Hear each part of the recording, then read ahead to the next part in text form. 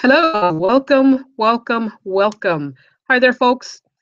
Welcome to Sonia's Real Estate Connection. I'm your hostess, Sonia Mays, real estate broker with Midwest Executive Realty at Park Place in Milwaukee, Wisconsin. I am your local trusted real estate expert and licensed broker in the great state of Wisconsin. I'm proud to serve greater Milwaukee and the surrounding areas in southeastern Wisconsin. Our office is located in Park Place, which is just east of Highway 145, and we're just minutes away from Menominee Falls and Germantown. Thank you for tuning into this episode. It is always a pleasure to serve my listening audience in this capacity, and I am always delighted to share my time, energy, knowledge, and resources with you. All right, let's get right into it. Today we're talking about REO properties or distressed foreclosure properties, and more specifically, how to successfully purchase a City of Milwaukee tax foreclosed property. As the title states, the ABCs of buying city-owned Milwaukee tax foreclosure properties. Some of you might be wondering, what are city-owned properties? If you are, these are properties that the city has foreclosed on due to tax delinquency and tax foreclosure. So these are properties where the previous owner fell behind in their taxes and they lost the home to tax foreclosure.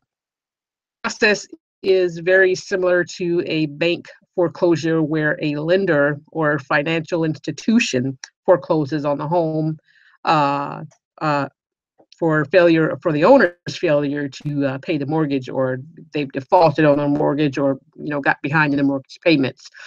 So in that situation, property owner, homeowner who defaults on the loan, typically after 90 days delinquent, the bank can serve a notice of intent to foreclose, giving the owner an opportunity to catch up on those payments before an actual foreclosure suit is filed with the local courts. So once the foreclosure is filed in the proper courts, it goes through the legal system for the bank or lender to take back possession of the property. Once they have confirmation of the foreclosure sale, they can serve the owner or the occupant of the property with legal notice, and they can proceed to evict them out of the house, or in some cases, they actually keep them in the house as tenants while they prepare the home for sale. They will assign it to a real estate agent who will list the property and put the house on the market for sale while they represent the bank owner. City foreclosures operate in pretty much the same manner as many bank foreclosures, in that they are foreclosures, but the foreclosure is not due to a loan default. It is rather due to a tax delinquency or tax default, if you will. So the property is owned, by the city once they take legal possession of it, and they have taken the house back due to delinquent back taxes and property taxes. This whole process usually takes a couple of years. It's not a short process. A lot of us wish it were, but it's not. So it can take 2 or 3 years or more for the property to go through the complete tax foreclosure process, which is why oftentimes you will see boarded up properties, vacant, abandoned properties that may have been sitting empty for long periods of time before they actually go up for sale, or before you will see a yard sign on the property. Uh, you may have heard terms such as ghost properties, or phantom properties, because they're kind of in the middle of the foreclosure process, where the owner has abandoned the house or left, or they've gone and they can't be found.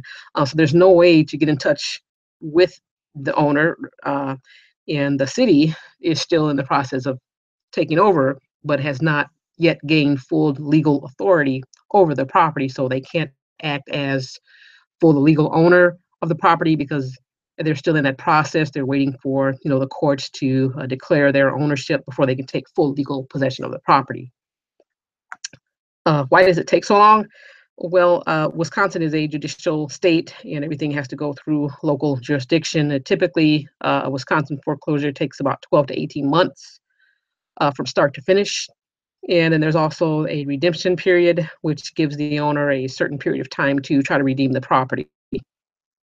They can work out a payment settlement arrangement to pay off the past due taxes, but it has to be done within a certain agreed upon time frame. Otherwise, the foreclosure will proceed, and the property will go to tax foreclosure.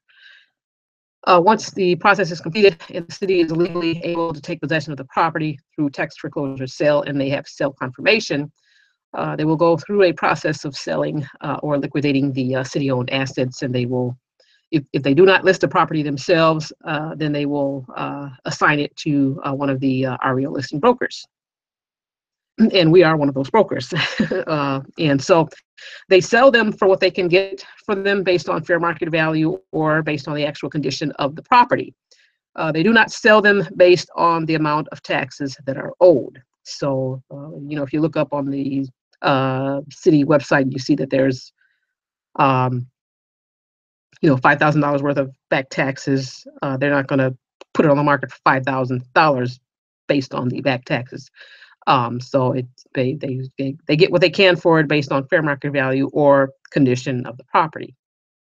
They are the government, so once they take possession of the property, the taxes are wiped out. The property becomes tax exempt for the time that they own the property, because they're not going to tax themselves. So oftentimes you will see the tax status as tax exempt in the year that the city owns the property.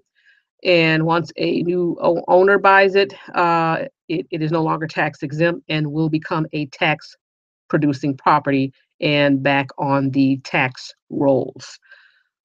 This will typically occur the following year. So if you buy a city property, let's say you purchase a city property this year, 2017, then the property or the taxes should be exempt for the current year. And then the following year, 2018, is when the tax will go back into a taxable status. So if you buy your property this year, you close on it this year, the city of Milwaukee tax bills are issued in December. You should not be getting a tax bill for 2017. However, January 1st of 2018, the property will go back to a taxable status, and so it will start incurring and accruing taxes. So when the next tax bill comes out in December of 2018, then that's when you would receive your first tax bill, which is really nice because it kind of gives you a little buffer, gives you some time to work on the house, because oftentimes these homes are not in habitable condition. It's going to take some time and money to bring the house back up to code compliant standards and habitable condition. So it gives you a little bit of time to do that before you get your first tax bill. But all of the other expenses will still incur: water, sewer, and general upkeep, maintenance of the property as you are rehabbing it.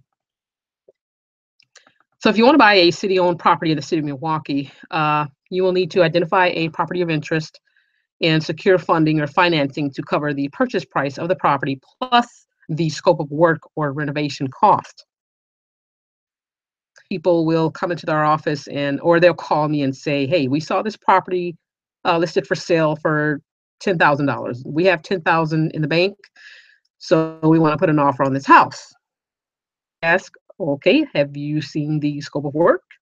Are you familiar with the scope of work?" And that's where they say, "No, what's that?" Well, the scope of work is a list of repairs on the house that are needed. It's actually a minimum list of repairs that are needed to bring the house to code compliance and habitable status. It represents the city's estimated rehab cost for labor and materials. It consists of interior and exterior rehab costs. Some of the items can be reduced by sweat equity labor, such as painting, putting up smoke detectors, carbon monoxide detectors, windows, doors, lock changes, things of that nature, and things that don't require a city permit or a licensed contractor. So in those cases, you can submit a modified scope of work to adjust the estimated rehab cost on the property and thus reduce your overall proof of funds and pre-approval satisfaction that's needed on the property. So when you submit an offer on a city-owned property, you will essentially need 4 items submitted with your offer to purchase. Number one, you need the signed offer with the buyer information sheet, and that's part of the city offer package. So it should be the last page of that offer, and any real estate agent can walk you through that. That's familiar with City of Milwaukee properties. Number two, you will need a proof of funds or pre-approval letter to cover the purchase price and scope of work. Number three, you will need an earnest money check. Number four, you will need to submit a scope of work, either the original scope, and then there's also a fifth item. If you're purchasing in the name of an LLC, you will need your LLC articles or corporate entity documents submitted with the offer. We'll go through these items in a little bit more detail so that you can have a basic understanding of this. And there are many other caveats that may come up at the time of the offer or the showing, and that will need to be reviewed and discussed in greater detail at that time. But we'll go through these main items, basic items for your information for today's purposes. So number one, the signed offer to purchase will come from your realtor, the real estate agent that you're working with. They will be able to obtain that offer to purchase, and they will complete that with you and go over with that, and you will need to sign it and date it and provide your information on that offer. They do require that you provide your social security number or a tax ID number, and that's part of the buyer investigation process. It is required in order to submit the offer. And there's a reason for that, and we'll explain that in greater detail, but basically they are conducting an investigation, not necessarily on your background, but just to check to see if you have any other properties that are owned under that social or that tax ID number, and if there are any outstanding code violations or building code violations on any other properties that you might own in the city of Milwaukee, because if so, then you will not be able to do any further business with the city of Milwaukee. So that's part of the reason why they ask for that information on the offer, and it must be provided, otherwise the offer is incomplete and it will not be reviewed. Number two, the proof of funds or pre-approval document you must provide with your offer to purchase. Now, this must cover the purchase price and the scope of work. So again, if you're buying a property, if you see a house that's listed for $5,000 and the scope of work is 50, then you have to provide proof of funds in the amount of $55,000, not just $5,000. Because what happened is that a long time ago, a lot of people were buying properties at these very, very low prices. You know, the dollar houses or $1,000 or whatever they were paying for them. And people would buy the houses because, because they have a couple of $1,000s in the bank. Let's invest in real estate. Let's buy this house. But then they didn't have the money to fix it up. So then the house would sit.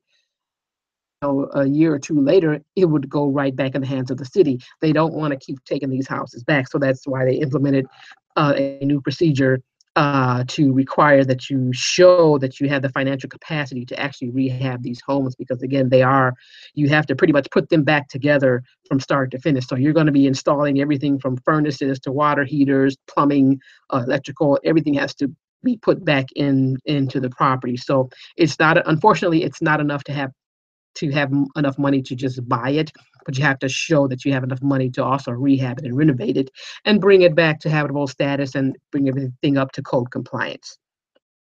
So again, your proof of funds or pre-approval letter must cover the purchase price plus the scope of work. These documents must be recently dated, and they must be in the name of the purchaser. So if you're an individual and you're buying in your name, Johnson, then the proof of funds document must be in Sally Johnson's name. And it has to be recently dated within the last 30 days. It can't be something that's 2, 3, or several months old, otherwise it'll get rejected. So it must show a current date as well as a current available balance on the document. And these documents will then be verified by the title company before we can go to closing. So the title company will contact the bank or the financial institution that's listed on that document to verify that document. And that means verifying the funds on the document that you provided at the time of the offer.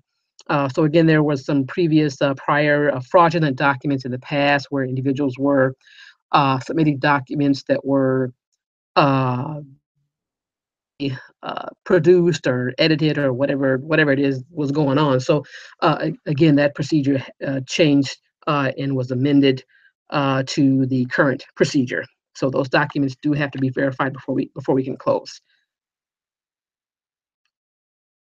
The number three item is the earnest money check. The earnest money must be exactly $750, no more or no less. Sometimes if people are in a bidding war, they want to put down more money, more earnest money deposit in hopes of winning the bid. However, this is the government. It is a set amount, nothing more or nothing less. So it will not be a determining factor in your offer. So once again, the set amount for earnest money for the city of Milwaukee properties is $750. That's $750 for every single property with the city. And this is for residential properties only. Commercial properties, there are different requirements, which we'll go over at a different episode, but this is in regards to residential properties. So again, earnest money amount on residential properties should be $750. It needs to be payable to the listing broker office to be submitted with the offer, or a copy of the check submitted with the offer, and then the original delivered to the listing office. Now, if this is a property that is not listed with a broker, and if it is listed with the city, then the earnest money should be made out to the selling agent's realty company. So if you're a buyer's agent, you're writing an offer for your buyer on a property that's listed with the city, then the buyer should make the earnest money out to your real estate company to be held in that company's trust account until closing. So it should be made out to that company's trust account or the listing office trust account. Okay. All right. So we all good on earnest money? Great. All right. So number 4 is the scope of work. Scope of work must be submitted with the offer, whether it's the original scope or a modified scope. Now, you may have heard that we can reduce the scopes down by 40%, thus reducing the amount of funds to show. However, you should go through the scope of work line by line to determine which items can be reduced, because not all items can be reduced or considered sweat equity, such as electric. These are major rehab items that will require a licensed contractor to do the work and pull permits. So you want to be very, very careful with how you are modifying that scope. Don't just go to the last page and take 40% off whatever that bottom line number is, because you don't know. It might not calculate to 40%. So a good real estate agent will go through the entire scope of work line by line for the interior and exterior work and identify what items are sweat equity, such as painting. Sometimes you will see a scope of work will show $2,000 estimated cost for painting. And that you can go to, one of the local stores and buy your own paint and do your own painting on the inside. It's not going to cost you $2,000. It may cost you $500 for materials, or $200 for materials, and you can do your own labor. Same thing with windows and doors. You can go and purchase your own doors, windows, and and your cost would be the cost of the materials and not the labor. So again, you want to go through the itemized list and make sure that you are very clear on what items you are reducing and modifying prior to submitting the final modified scope of work. All right, so that's the scope of work. And then lastly, number 5 item is the LLC articles of organization. Again, if you're buying under an LLC name, or if you have an LLC or a corporate entity and you want to purchase the property under that name, that's perfectly all right. You can buy it in any name, so long as you have the appropriate documents. So you want to make sure that you have your articles of organization, the proper documentation, as this will be part of the buyer investigation that the city will conduct once they receive an offer and review your offer. So make sure that you again have the articles of organization or your entity docs and your IRS IRS tax letter for the offer. And your offer should be submitted by a licensed broker or licensed agent who is responsible for showing you the place and providing access to the property for viewing. Once your offer is submitted, the city will review the offer. They will conduct an initial buyer verification and let the agent know if the offer is accepted or rejected. If the offer is rejected, they will tell you why. Either the amount is too low, or the offer may be missing some documents, or information was not verified, or there may have been something that came back that was negative or adverse. So if that happens, you may resubmit the offer once you make the corrections or adjust your offer accordingly. There are some items, however, that may disqualify you from purchasing city-owned properties. And this information can be found on the city website at city.milwaukee.gov/city houses. Again, that's city.milwaukee.gov/city houses under the general buyer policies. And what this says, if you go to this page, it says that basically the city can reject your offer if any of these items would apply. So number one, if you have, if you own other properties in the city of Milwaukee, if you're delinquent on any of the payment of taxes on those properties, then that could disqualify you from purchasing another city property, because they don't want you buying another city house and you're already behind taxes in houses that you currently own. So that could be a major disqualifying factor. If you have outstanding judgments with the city, if you have outstanding building code violations or health code violations from the city, that's another factor that could disqualify you from purchasing another city property. So you can't have any open orders, DNS orders, which we call them. DNS stands for Department of Neighborhood Services. You can't have any open violations on any other city properties that you own. So if you own any other city properties, make sure you're up to date on everything. Your taxes are paid. There's no outstanding judgments or work orders or code violations with the city. Otherwise, you won't be able to purchase any other city property. So it's important to keep up with all of those things if you are looking to continue to do business with the city of Milwaukee. And they just want you to be a responsible property owner, bottom line. So make sure you're up to date on all of that, and you can't have any last 5 years, because again, they don't want to repeat the cycle, and they don't want to set you up for failure. They want you to be successful. They want you to be responsible, successful property owner with their properties. So just make sure everything is up to date if you own other properties in the city of Milwaukee. And you should be all good. Make sure you don't have any outstanding judgments, any money that's owed to the city. Otherwise, you'll have to pay all that up and get proof of satisfaction, proof of payment on any monies that's owed to the cities before you can proceed with buying any other city properties. All right, that makes sense? Does that sound fair? Yeah, I know some folks don't like it. There's always something, but if you want to do business with them, you got to kind of go by those rules. So once you get an accepted offer, you are to immediately forward the earnest money check, that $750 earnest money check, to the listing broker office. And then you can proceed with your financing. If you're getting a loan or if you're paying cash, you don't have to wait for financing or appraisal or inspection items, which your real estate agent will walk you through in more detail. According to the offer to purchase form, you have 45 days to close.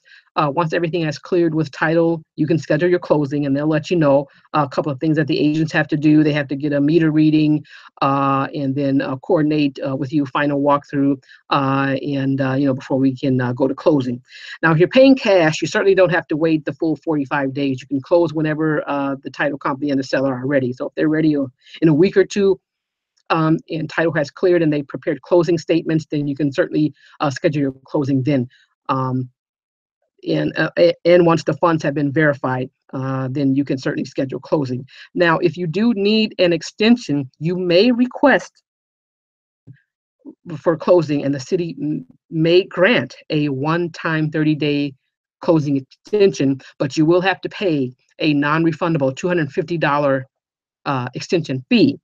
And that fee that is payable to the city of Milwaukee. So once that's paid, then you will have an additional 30 days added to your contract to close on the property. But that's a one-time deal. It's a non-refundable $250 extension fee, and it gets paid directly to the city of Milwaukee.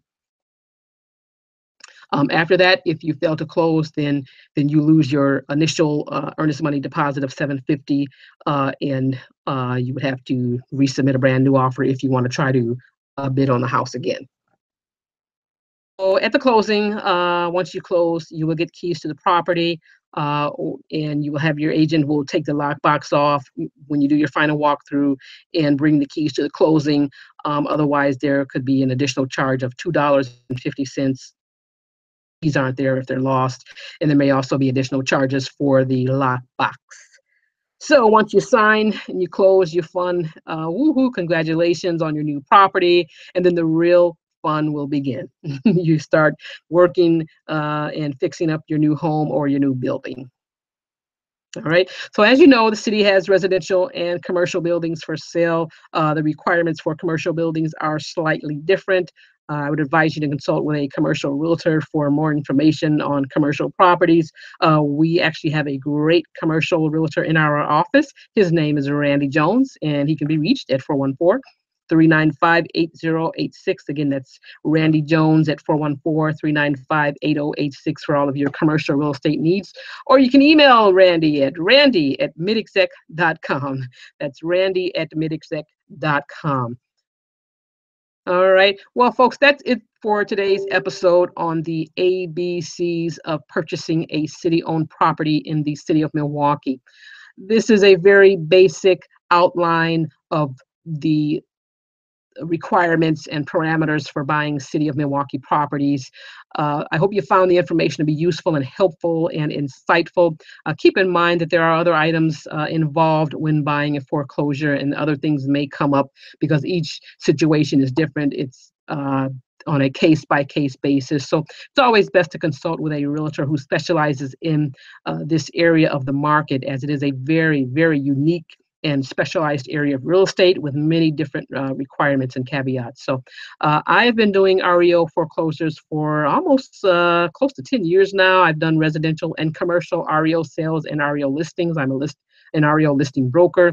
So I'm quite familiar with that area of real estate. And I'm also a listing REO broker with the City of Milwaukee and contracted with the City of Milwaukee as an REO listing broker. So feel free to give me a call. And again, that's it for today, folks. I want to thank you for tuning in to this episode of Sonia's Real Estate Connection. It is indeed a pleasure and honor to serve my listening audience in this capacity.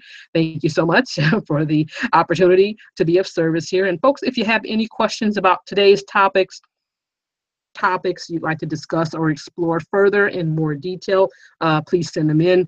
Give me a call. You can reach me toll free at 844-777-7725. Again, that toll free number is 844-777-7725, or give us a call at the office, 414-395-8771. Again, our office number is 414-395-8771, or you can send an email to info@midexec.com. That's info@midexec.com. And hey, don't forget to check our website for more listings. We have REO listings that are available for buyers, for home buyers and investors. They are open. There are some that are open to investor bidding, and we have information for buyers and investors. And so be sure to check the website at midwestexecutiverealty.com. Once again, that is midwestexecutiverealty.com. Hey, folks, I'm Sonia Mays, your local and trusted real estate expert and professional real estate broker with Midwest Executive Realty. We're located at Park Place in Milwaukee, Wisconsin, in the fabulous zip code 53224. That's 53224 in Milwaukee, just east of Highway 145. Hey, we're just a few minutes from our neighbors at Menominee Falls and west of Brown Deer and Heritage Heights. We'll see you real soon. Thanks again. I'll talk to you again real soon. Make it a great day.